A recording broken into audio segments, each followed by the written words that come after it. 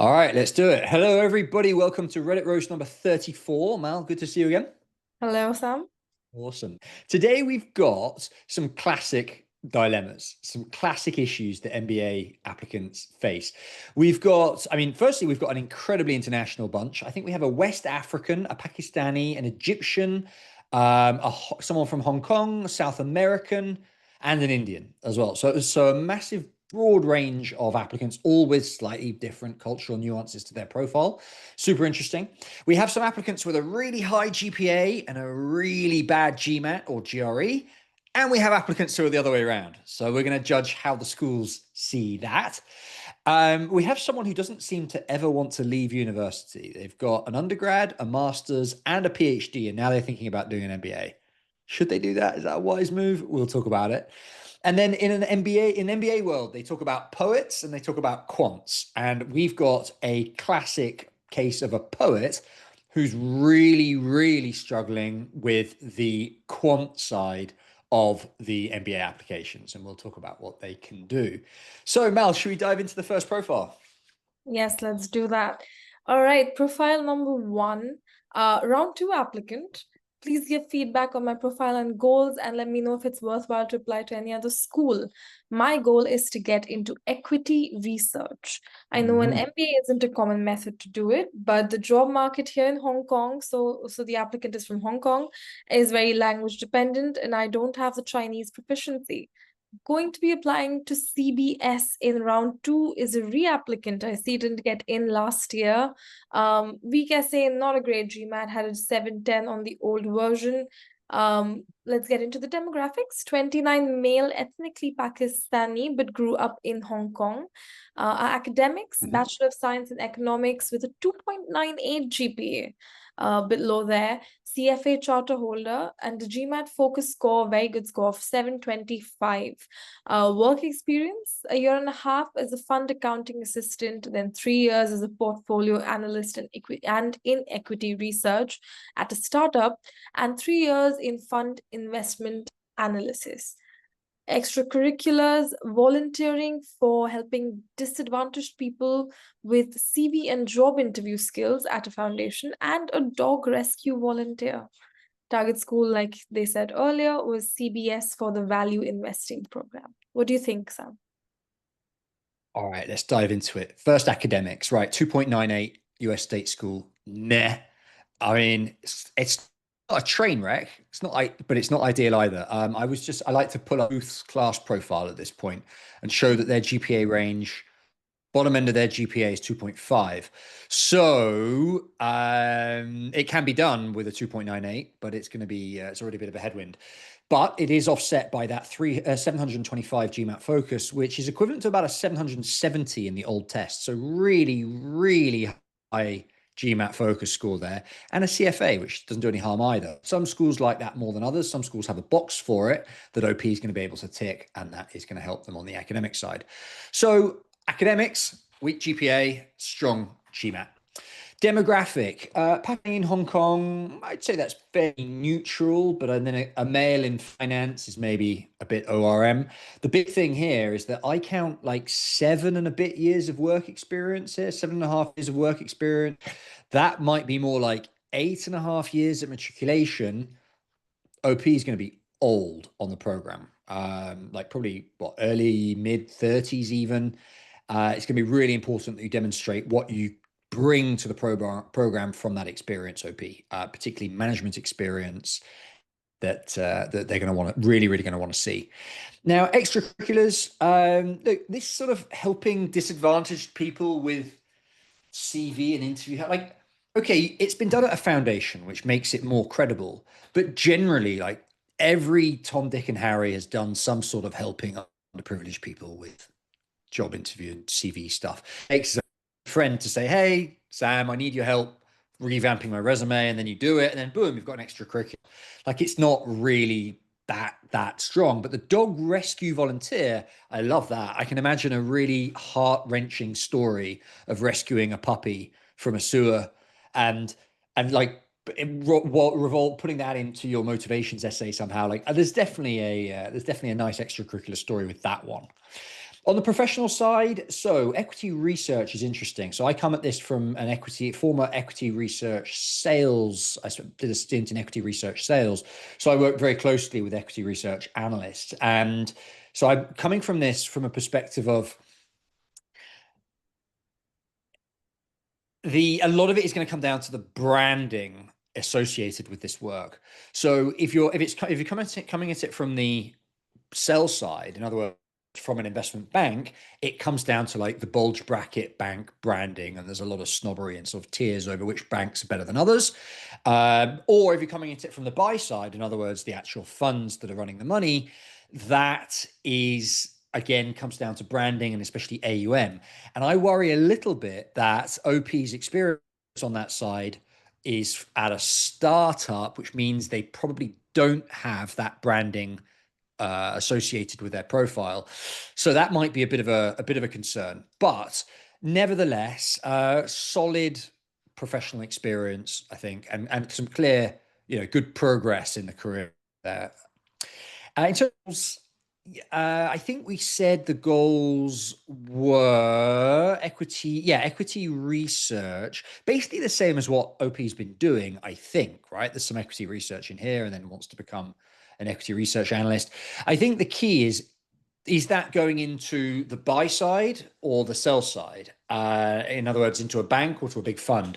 There's a bit of a difference here. If OP, your goals to move into equity research at an investment bank that has a clear pipeline, for example, from CBS, that might work quite nicely. If the goal is to move into equity research on the buy side, where schools don't necessarily have such a strong pipeline, it's really going to be on you to show the school that you already have that network, you already have that in, so they don't have to worry about you maybe being unemployed after the program. So question marks on the goals there, but I think like generally solid. I think we can work with that and one way or other. And then on the reapplicant side, it sounds like the change in profile is quite substantial. This is one of the big things, Mal, that I look for in reapplicants is, has the profile changed considerably since the last application? Otherwise, you just reapply and expect the same ding again. In this case, a really improved GMAT. That's about a 60-point increase on the GMAT. And if they're acknowledging their essays were crap last time, then, hopefully a good set of essays this time and a substantial chance at getting admitted. So overall, academics solid, off balance but solid. Age old, Mhm. M7 on the cards, maybe. Hmm. And they're applying specifically to Columbia because they want the value investing program there. The question that OP has is it worthwhile to apply to any other school that you feel that they might have a shot at in round Yeah, two? yeah, of course, absolutely. Look, if Columbia give you what you need via the value investing program, you should definitely be considering NYU Stern. They've also got a strong finance pedigree and obviously on the doorstep of Wall Street, and also Chicago Booth. Chicago Booth is the kind of the Chicago sibling of of CBS. Very strong finance presence there. A lot of finance firms in Chicago, mainly because of the geography being halfway between the West Coast and the East Coast. Historically, lots and lots of finance there, particularly on the trading side. So definitely consider Booth as well. And then the other one is LBS. If you're open to a finance career in the City of London, LBS is the key school for that. So yeah, certainly other schools to consider. And I would say OP would be making a mistake only applying to one school. Chances are, probability wise, 20%. Only applying to one school is frankly a poor decision. So yeah, I would open that up. Okay. And OP's other question is, as an international applicant, is it warranted to apply to more schools in the US given the H-1B situation? And OP's worried a bit about the international. Yeah, yeah, for sure. H1Bs and OPTs and all is in question at the moment. As an international applicant, it's particularly relevant for you. Yes, diversify your schools, apply to as many as you can, but they're all in America. So they're all facing kind of the same issue. I would also include, and what we're seeing with our clients is including non-US schools in the mix as well. I mentioned LBS earlier, Oxford, Cambridge, INSEAD, for example, schools that can open up the doors to finance. where you don't have those same visa issues. So yeah, that said, one other point is we're currently recording 7th of November, and we're at the point in the round one cycle where we're right between applicants have submitted their applications and now interviewing, but haven't yet found out. But the early indications are that international applicants are getting interviews at the US M7 schools, despite the uncertainty over visas. Mhm. So, cautiously optimistic on that. Should OP diversify? Yes. Should OP rule out the US? No. Okay. All right, Sam, I think that's all our questions that OP has for profile one. Are we ready for Awesome. profile two? Last point, if I may, OP, really important. You're given an optional essay in your MBA applications, including with CBS. Make sure that you spend some of that optional essay explaining why that GPA was only 2.98, right? Some health issues, loss in the family, international moves, all of these things can factor in weak GPA, and the schools really want to know, because if you don't tell them, they might just assume it's because you're dumb, and we Mm-hmm. don't want that. Yeah. So And make then, sure you use that optional essay to explain it. Okay, let's move on to the next profile then. yes, all right. Profile two, another round two applicant here, 27 male West African, a Hmm. bachelor's in actuarial science with a GPA again of 2.98. That's on the Ghana scale. The WES evaluation says a 3.22. GRE is a total of 332, quite strong quant there. Work experience, 5 years, 8 months by matriculation, 1 year as an HR data analyst at a development finance institution, 4+ years in reinsurance, promoted twice, is now a senior reinsurance broker in the credit and guarantee specialty. Currently at a regional brokerage firm with a network across Asia, Middle East, and London markets, advises on credit guarantees, bonds, and financial line covers. Extracurriculars, president of the Actuarial Science Alumni Welfare Fund, tutor at Workplace Academy, and a volunteer fundraiser for a non-profit food and culture festival, raising money to renovate public schools. Interesting one there. Career goals, pivot into investment banking with a DCM capital raising focus and some target schools as well. Cornell, Darden, Yale, Rostock, Fuqua. What do you think about this profile, Sam? Yeah, what a great profile to get stuck into. Super interesting. Several reasons. So let's start academically. Yeah, that 2.98 is not ideal. Just like we talked about. They understand the Garner scale, as you call it, and they will adjust it accordingly. And this applies to everybody. Don't go submitting your WS evaluation score. Schools do not want to see that. They want you to input the organic score, and then they will apply any conversions. Either way, it's fair to say, not a particularly strong GPA. But the GRE offsets it a little bit. 169 quant, especially, is a very strong quant score. 169 out of 170. So really nice. From a demographic perspective, West African is very underrepresented. We do have every year several West African clients, including one I'm working with right now, but it is underrepresented from a application standpoint, particularly to the US schools. In terms of, right, professional, let's dive into this. The few high level things I really like about this profile professionally. One, the insurance focus. Business schools do not get that many insurance applicants compared to, for example, consultants and investment bankers that they see all the time. Never that, but insurance is obviously a massive industry. So they really do want insurance people on the program, and they have fewer to choose from. So your chances coming from insurance background are relatively positive. I really like the promotions in here as well. I think it's mentioned promoted twice. That's great. Yeah. Um, I also like on this, yeah, there's a question mark here over branding. Now, obviously, because it's a sort of a public roast, OP hasn't given the name of the company. But just like with every other industry, insurance has its scale of well-known, well-regarded brands and not so well-known and well-regarded brands. If this is at a strong brand in the insurance space, then that will be really well known. And I think I worked with a couple of reinsurance brokers a few years back, and I know there is a kind of a hierarchy within those. So if it's at one of the top ones, that will be well appreciated. So that's on our professional side. Extracurriculars. How nice is that? Look at this. President of an actuarial science alumni welfare fund, community focused and industry focused as well. Tutor at a workplace academy. Lots of really good leadership stories, I imagine, coming from that. And then fundraising, volunteer at a non-profit food and culture festival. How good's that for raising, like creating community spirit? Exactly what business schools are looking for from an extracurricular perspective. Immaculate. Doesn't get much better than that. Goals, yeah, pivoting to investment banking makes perfect sense. As a former investment banker, I've got a few things I want to say about this.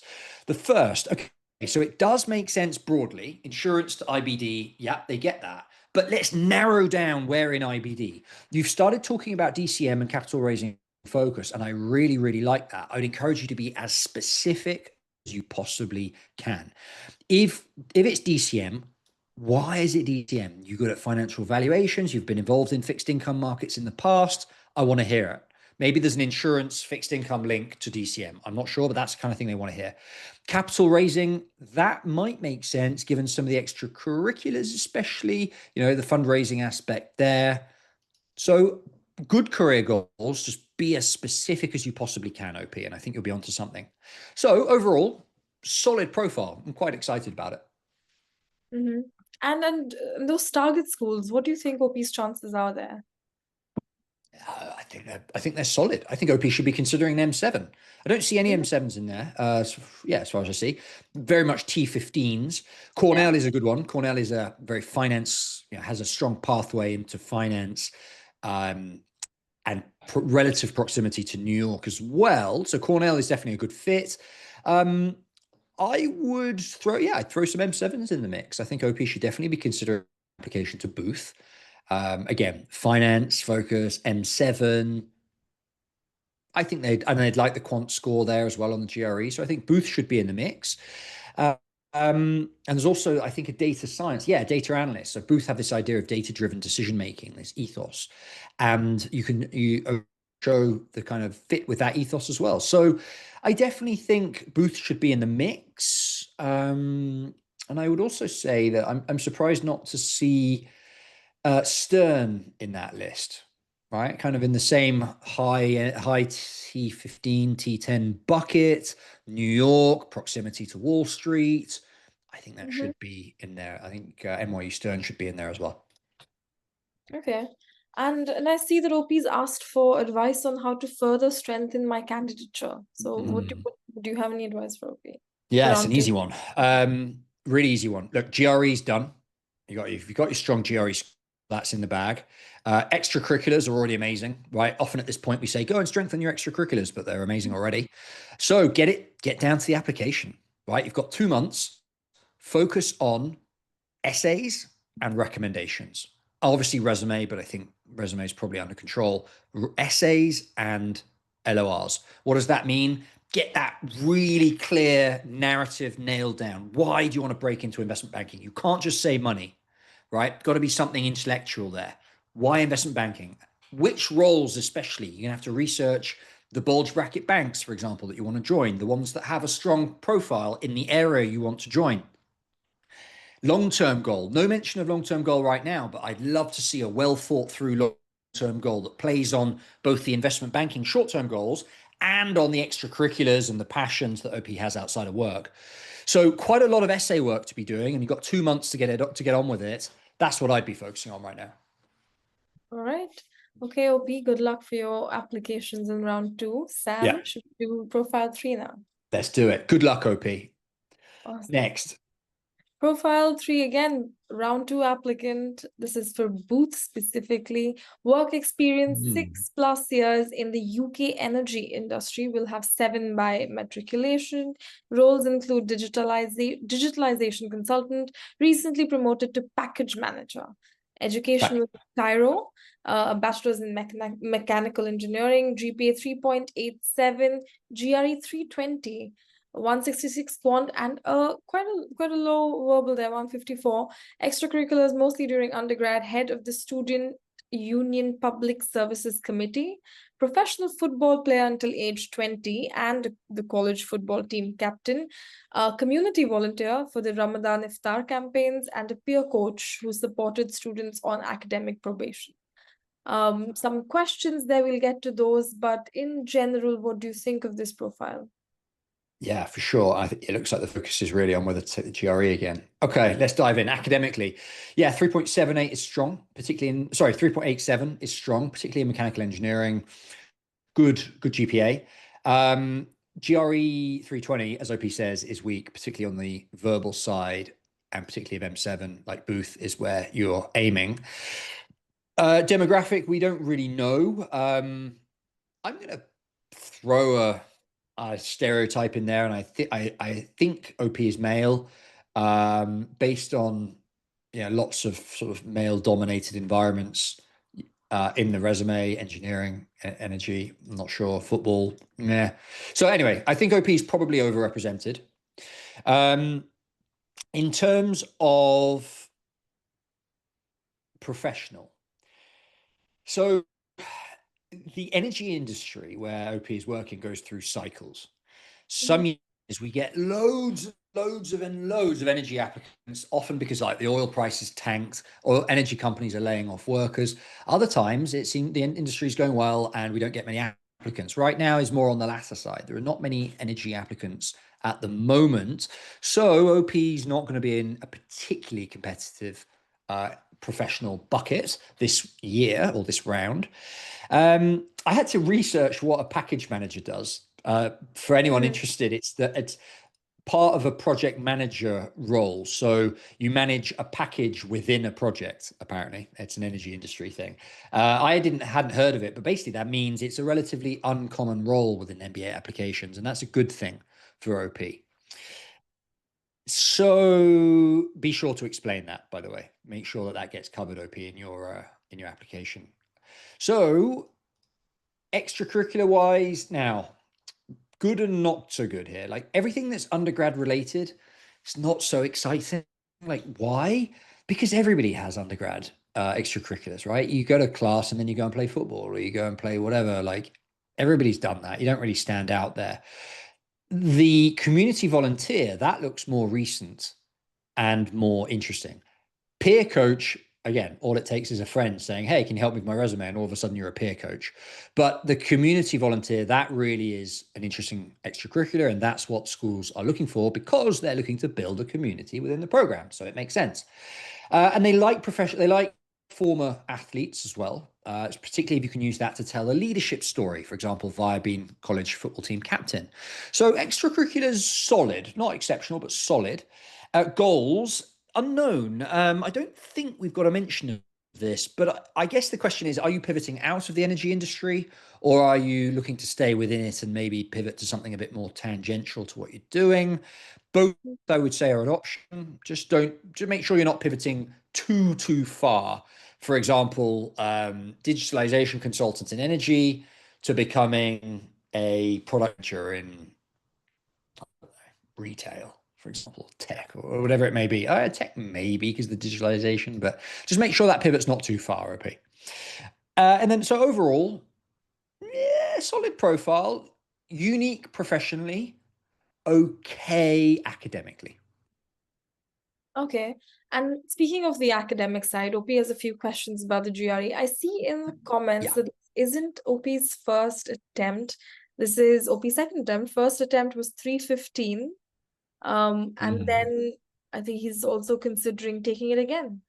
So the question OP has is, I feel my profile is okay overall, but my GRE verbal score is well below Booth's average.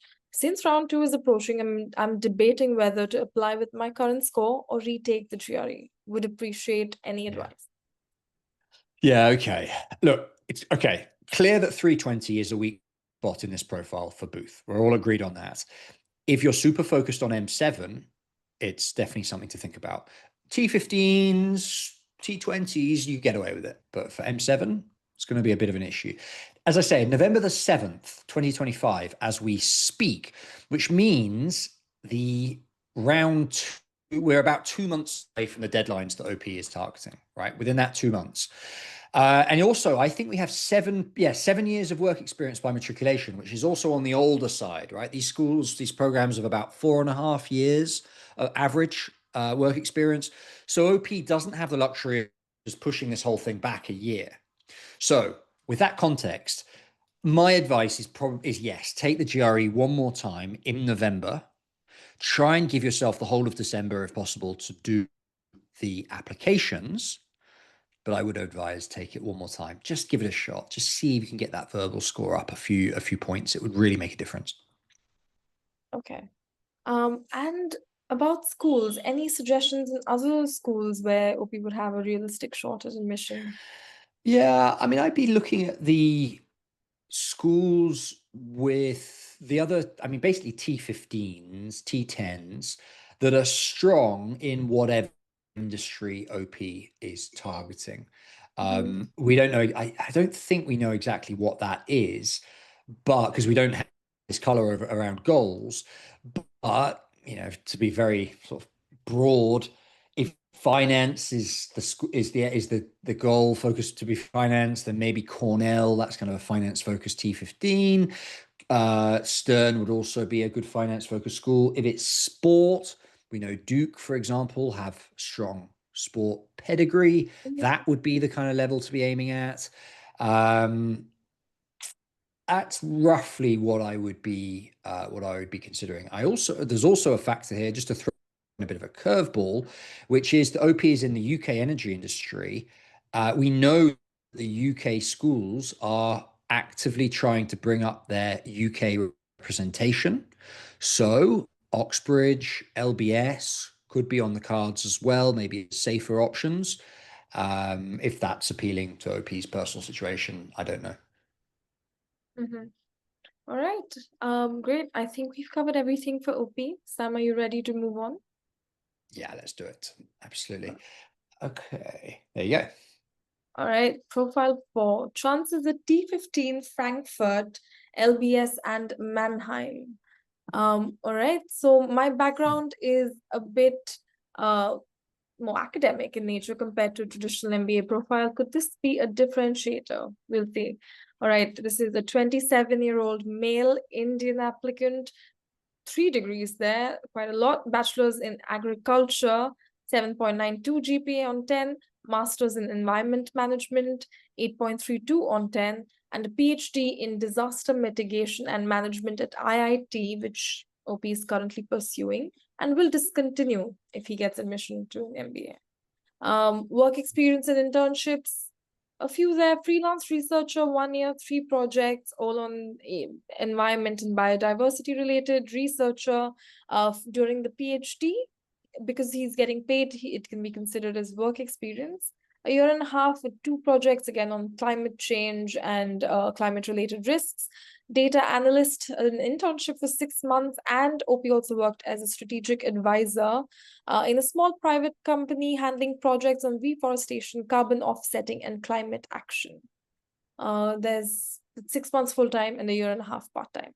333 GRE score, very well done. Career goal, ESG consultant related to related financial disclosures and carbon offsetting.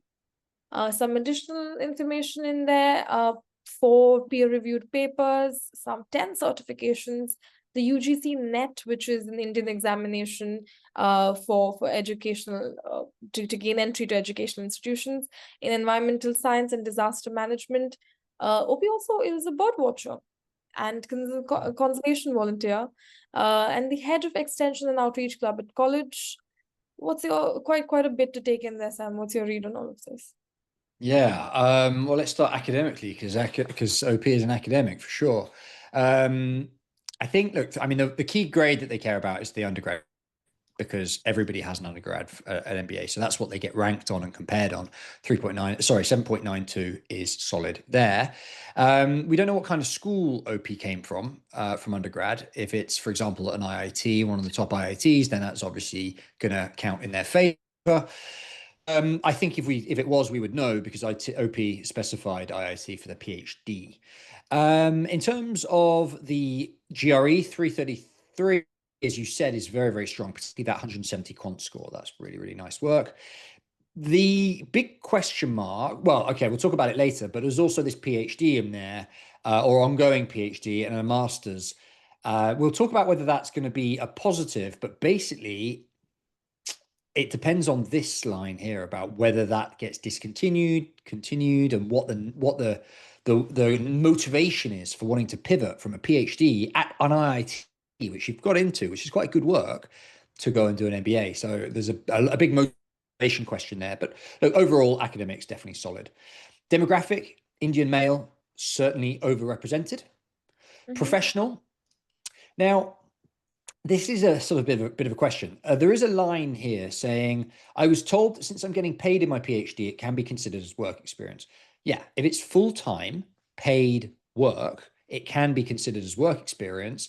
But there is this wider question about how schools look at your PhD and academics more generally.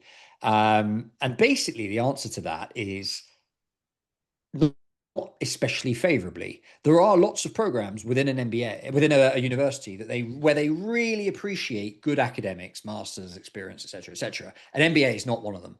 In an MBA, they want to see real world impact, and I'm not sure OP has that. So that's the professional side. Extracurriculars, the conservation volunteer, that's the one that carries weight. I like that. Where is it? Down here, conservation volunteer. There's some real community focus there. But the undergrad clubs, we don't care that much about, as we've talked about. And the published peer reviews, they really, really don't care about that very much either. Again, there are programs that really care about academics, but an MBA and academic research and that kind of thing, but MBAs are not one of them. To the point where some of our clients even remove this stuff from their resume because it's not the strongest thing they have. So solid, but a big motivation question. All right. So related to that, OP's question is that his background is, of course, more academic in nature compared to a traditional MBA profile. Could this serve as a differentiator during the application process?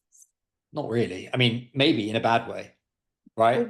If you've already got a PhD, well, I don't know how far OP is through this PhD, but let's talk about it generally from the people who have a PhD. That's several years, right? 4, 5+ years to do a PhD. So there really is a question mark of like, why do you want to go back to university and do more studying? Like, are you scared of the real world? Like, it is a really, really big question there that MBAs are coming at. You have to have a very strong reason for wanting to do an MBA if you've already got and finished a PhD. If you're midway through and looking to drop out of a PhD, there's also a massive question. Why? Right? You obviously have an issue here. Maybe you don't get on with your supervisor. Maybe your project is not very good. Again, there's an issue here. So I don't think it raises any positive aspects at all, really.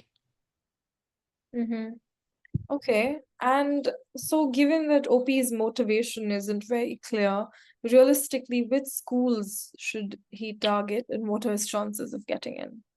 Yeah, I mean, there's a massive spread here in terms of everywhere from Mannheim to T15, like an LBS. That is a huge, huge range. Should probably be narrowed down. And basically, my answer is yes, his profile could probably get into the lower ranked schools on this list, the Frankfurts, the Mannheims of the world. But the question is it worth it? Should he? Like, if he does that, he's sacrificed. His two alternatives are complete the PhD, which is probably better than either of those, or go into the real world and get a job and get paid, which is also probably better than both of those. So I don't think the question is really like, can they get in? The question is, should they? I think not. And for the record, do I think OP has a chance at T15? Probably not. So then OP's, I think, last question is, how can he strengthen his chances? Get a job.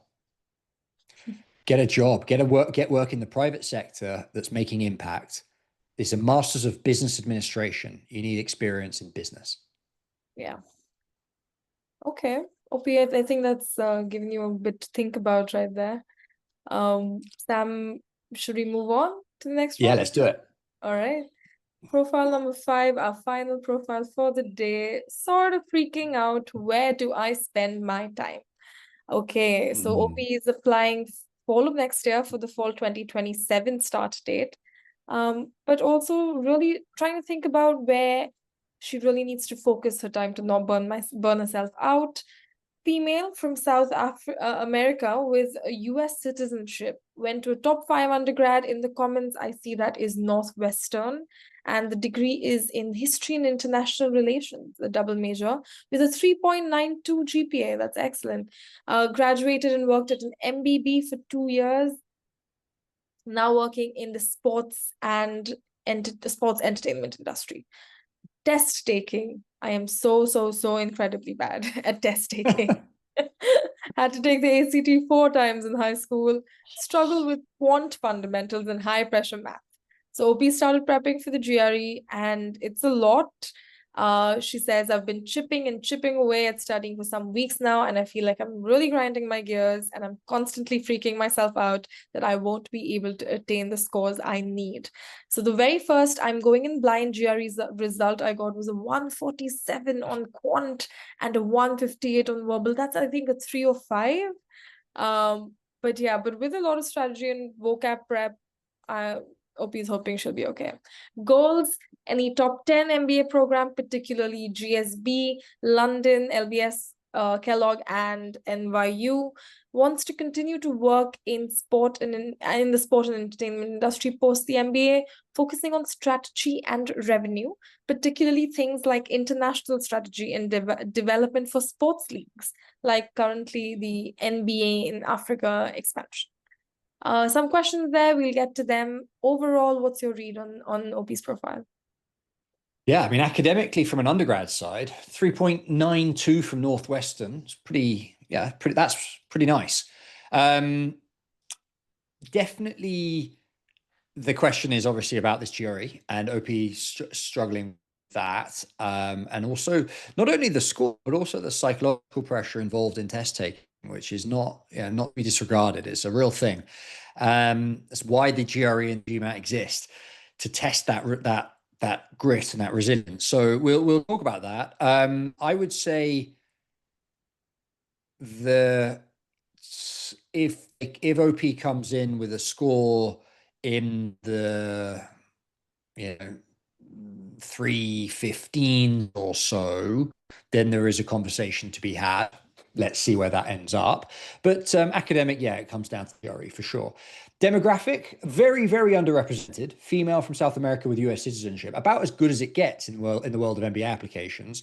Underrepresented, but can work in the US. So they're business schools dream there for a demographic perspective. Professional, MBB on the resume is always nice. They'll like that. There might be a little bit of a question mark about why you left, particularly given that you're planning on doing an MBA, and MBB would have sponsored that MBA. So bit of a question mark there. Make sure that gets covered. Sports industry is very interesting. There's always a few sports people on MBA programs. They like that. It's adds a nice flavor to the cohort. We don't know on the work about promotions, nor do we know about brands on the sports side. Both of them could be better. Like if there's a couple of promotions in there, that's definitely a good thing. If that sports entertainment industry brand is one we've heard of, that would also be a good thing. Question mark. We don't know for sure. Goals. I like this. OP seems to be pretty head set on staying in the industry that they're in. They've obviously made that pivot deliberately from MBB, and they like it. So I like that. I don't have any concerns on the goals. And then so overall, you see an MBA in your future. There's no mention of extracurriculars in here. And so even that I'm just going to assume that there's not much going in the way of extracurriculars. You worked MBB for the first 2 years. They obviously beasted you. You didn't have much time for extracurriculars. Now you're at this work, probably been there for maybe a year, maybe less. It sounds like there's a fair assumption there isn't much in the way of extracurriculars going on. Now, no extracurriculars and a weak GRE it would be an issue. We'll talk about target schools specifically around that, but those are the 2 weak spots for sure. Mm-hmm. Okay. And let's get to OP's questions. Given my profile, what is the lowest Yeah. possible GRE OP can strive for? Thinking a 325? Yeah. Look, really depends on school. Let's say that OP is focusing on Stanford, LBS, Kellogg, and like, M7's top schools. A 325 is about the right place. Could OP go to a lower ranked MBA program with a lower GRE score? Yes, for sure. But if those are the schools, then a 325 is really where OP wants to be aiming. I would say that is about not a flaw, because we see people get into Stanford with lower, but to have a credible chance, that should definitely be the target. Now, I have a couple of comments I'd like to make on the on this testing. It's First thing is, it's clearly a math problem, right? That's what OP is saying. Um, I think it was around the yeah. I mean, we have a 147 on quant, which is on the lower parts. I think OP said they struggle with high pressure math, etc. So everything is pointing towards this being a math problem. Mhm. And when we see clients who are spinning on GRE, and particularly on the quant side, this is a perfect case to get a tutor. Mhm. The rest of your profile is really, really solid. When you've got this one gap that is really clearly, evidently the issue, that is what a tutor is for, particularly on the quant side, where tutors can have a really serious impact quite quickly. I would say, and I say this as an admissions consultant, I would say don't spend your money on admissions consulting, spend it on a GRE tutor. Spend on a GRE tutor. That is where your value is. Now, just as if you're not sure where to start on that, um, we have my team. Mario is based in Peru. He would be a very good place to start. You guys might vibe in terms of background, etc. But I would strongly recommend, yeah, certainly consider a GRE tutor. Does that answer the question? I hope so. Okay, and another question about the GRE. How much should I rotate on the breakdown of GRE sections? Should I push to get my verbal as high as possible to cover my low quant score, or go all in on quant to ensure that the score is high enough? Yeah, I'm leaning towards the latter. Right now, there is literally a question mark over whether you'll be able to handle the quantitative aspects of the program. That concern needs to be addressed. And so I would say focus on the quant. It also is beneficial. It kind of links to what I was saying before. Quant is where a tutor can really help, right? Like, yeah, you got to learn English basically, right? It's it's a drawn out process. It's difficult for a tutor to have an impact. It's more difficult for a tutor to have an impact there. But on the verbal, a few really solid techniques nailed down. Sorry, I take that back. On the quant, with a few really solid techniques nailed down, a tutor can have a real impact. So for those two reasons, I would say focus on the quant for now. Right. And there's another question OP has in the comments, hidden in the comments there. Uh, Uh-huh. do you know what type of EC Stanford would look for? I have a lot of time with my current job and would be willing to start picking up some things and also just fun things to do. Yeah, look, I'm sorry, but what kind of ECs can I start now to get into Stanford? That Mm, does not scream habit of leadership.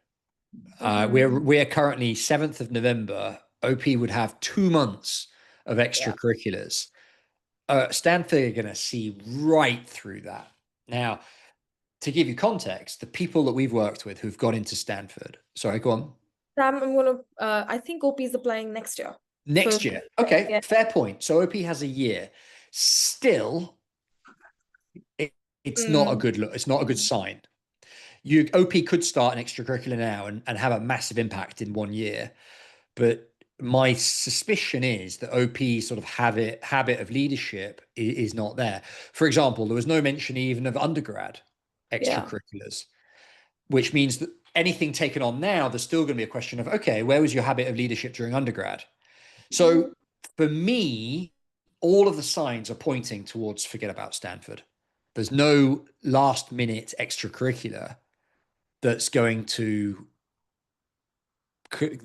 meet the level of EC that we've seen with previous clients. To put this into context, had a client last year who got into Stanford who started and grew an online job platform in a Southeast Asian emerging market to 50,000 users who are all busy helping each other apply for jobs. That kind of community building, and that took years, right? That kind of community building is not something that OP can replicate, probably can replicate for the sake of an MBA application. It's not even like their heart's there. It's not even like they've got this cause that they really, really care about and they're just not sure how to drive the impact. They've got to find the extracurricular and the cause they care about. I don't see OP getting to that level of habit of leadership in the next year.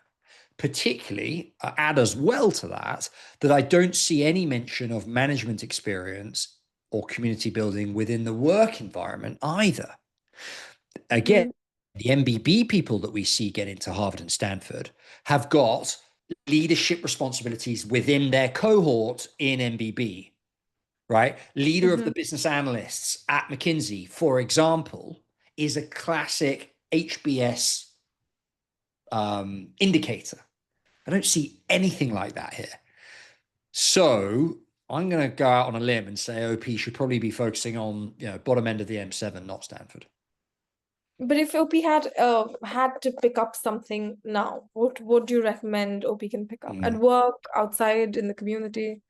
Yeah, okay. The first thing is don't reinvent the wheel. If OP has got some extracurricular involvement that they're not mentioning here because it's a bit light, you're already in the door in that thing. So whatever that is, focus on that already. Also, the start date for that will be way further back. So it's not going to look like you've just started this thing at the last minute. Yeah. The second thing is I would base this choice around the narrative. Now, for example, if OP is building a sports narrative, because the sports entertainment industry, which is, by the way, where they're going back to after the MBA. So it's probably going to be a narrative around sports entertainment. I would really encourage OP to take up an extracurricular that links to that somehow, right? Grassroots sports, that kind of thing. And then the key thing within that is leadership, showing some sort of initiative, right? Starting something from scratch, teaching people, mentoring people, bringing people up, community building. Those are the key words that the MBA admissions committee are looking for here. Why? Because the leaders in industry are the people they're looking for from a professional perspective, and community builders are the people who are going to build a community within the MBA cohort, and that's what they're looking for as well. So that would be my answer. All right. Okay, awesome. I think we've covered all of our profiles for today, Sam. Should we do the bonus question? Yeah, let's do it. Now, this is somebody who's earning 275K at Google and has a dilemma about whether they should leave for Booth. So OP has around 3 years of experience and got into the deferred admission out of a T20 undergrad. Working in tech sales, have been in FAANG since graduating. I work with top strategic accounts, so while I'm unlikely to blow my numbers out of the water, the paycheck is consistent. It's a desirable role. OP is in a bit of a unique situation, has a gift of 150K that can either go to a house, a down payment on the house. Congratulations. Yeah, or covers their tuition at Booth. So 2 roads here. Recognizes very lucky to be where he's at. Here is my dilemma and where I'm seeking advice. While my current pay is awesome, I'm not certain I want to be in sales in 5, 10, 20 years. Leadership is an option, but they travel heavily, which I hate the idea of. My plan would be to head to Booth, do the dual MBA, MSCS, and pivot to PM or maybe SNO. Alternatively, I could do a part-time or evening weekend MBA and attempt an internal pivot. From there, I would try to work my way up to a general manager role. I feel confident that given my current trajectory, I can achieve financial independence at a young age. But OP has deep ambition, wants to strive for more, and is anxious that they're not really achieving the true potential and will regret choosing the safe path. What do you think about their little dilemma here? What an interesting question. And can I just say how mature and intelligent OP sounds from the way this is written, right? Acknowledging how lucky they are and breaking things down into longer term plans and assessing all the different options. I really like this. So I mean, there's loads of different angles we could take. I am going to take the sort of MBA admissions consultant route because that's sort of why I'm here. I would say that the MBA plan generally does make sense in terms of goals. And these things that OP is looking at is a classic reason for doing an MBA, right? I'm well in my career so far, but I'm on the cusp of moving into leadership. And either I need new skills or I hate the industry, I hate doing that in the industry I'm in or whatever. The goal for the idea of doing an MBA is absolutely a classic. So that's sort of the first thing. But then you've got to take into account OP's earning 275 total comp. Now it's $275,000 total comp at Google, which is really, really nice.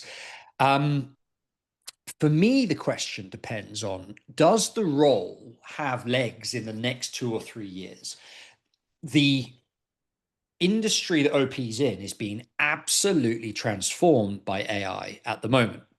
And it's very possible that OP's role is being, disrupted by that.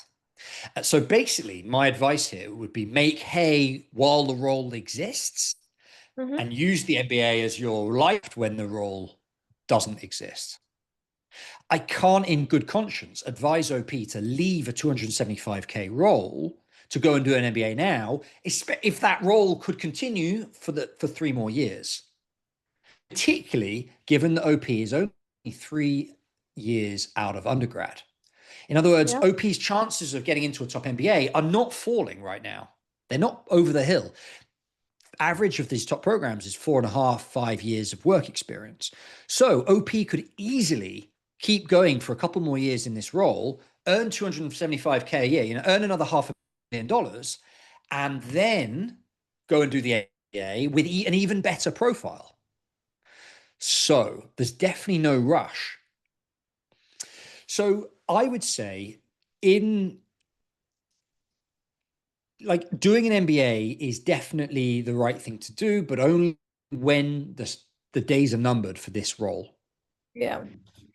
And I would say in the meantime, just to address this gift as an investment banker, I can't help look at that and think about inflation. Don't spend it on a house necessarily. Don't spend it on tuition yet. Just put it aside, invest it, take 4.5% from the US government in bonds and sit on it that way would be my advice. And the final point I have is on this part-time MBA program. It is an option. We had a client a couple of years ago do a part-time program at Booth and use this to pivot into a product management role at Microsoft. And by the way, there's a video about that on our YouTube channel where we interview that applicant. And it is an option, but I don't think it solves the issue for OP because one, they'd have to stay internally. They'd probably be expected to pivot into this sort of leadership role. If the company are going to sponsor that part-time MBA, basically their kind of assumption there is, okay, well, it's so that you can pivot into a leadership role in our company and go and travel all the time. And OP doesn't want to do that. And the other aspect is that I almost guarantee that if you go and do a part-time MBA with this kind of profile, you're going to look back at it and think, damn, I wish I'd done a full-time program. That's OP is going to get to, 5 or 6 years of work experience and think, shit, I could have applied to Harvard and I didn't. And they're going to have that regret their entire life because you can't do a full-time MBA at Harvard after you've done a part-time MBA at Booth. They won't take you. So I think OP would regret it. So my personal advice would be make hay in this role as long as you can. Apply for a full-time role when it seems that this money or this role is no longer tangible, no longer viable, and then apply to full-time programs at top schools, perhaps a little bit higher than Booth. I think Wharton and HBS should be on the cards, for example. That's how I would advise OP if they were my son, my daughter. Yeah, I see a lot of different opinions in the comments. Somebody saying executive MBA, lots saying part-time MBA. Some people are just saying just earn the money. Like, what are you doing? On that MBA, EMBA point, it is definitely an option. I generally find that of the different MBA options, whether it's part-time, executive, or these other courses that schools offer, the full-time MBA program is still considered the biggest life changer, right? 2 years full-time and fully immersed in an MBA program, meeting cohort, making a network at a stage in your life where you're really learning, meeting partners, for example, whether that's business partners or romantic partners, like all of that happens during a full-time program. I imagine it does happen during the NBA, but I like to think not quite as much because everyone's married. But my Yeah. point is that the different NBA programs, I think the full time one is the one that OP should be aspiring to, not an EMBA or a part time program. Yeah, my favorite comment is just no. Just the word no. It's the, But I think who's to it's say just about the no? third or fourth comment there. Yeah, just no. No, and it's got 86 upvotes, Yeah. 87 upvotes now. Short and sweet answers the whole Short the and question. sweet. We love it. Yeah. Awesome All right. stuff. I think Okay, that's well, I all hope for that point has profile. been I hope that point has been made nice and clearly. Right, Mal, thank you very, very much for gathering these interesting posts together. I believe you're on holiday next week. Have a Yes, lovely I am. holiday, and we will. So I will see you in 2 weeks from now. And anybody watching who really enjoyed the roast, feel free to send us a DM if your profile is up on Reddit and you want us to take a look at it. And also, if you're looking for an admissions consultant, got to get the plug in, samweeks.com. Check out our services. More than happy to help. And I think that's everything. Oh, and don't forget to go and like the video and follow the channel. I think that's what all the influencers say, isn't it? So Yes, go ahead and do like, that. subscribe. Yeah. Like and subscribe. That's it. We'll appreciate that. All right, awesome stuff. Mal, I'll see you soon. Okay. See you then. See Bye. ya.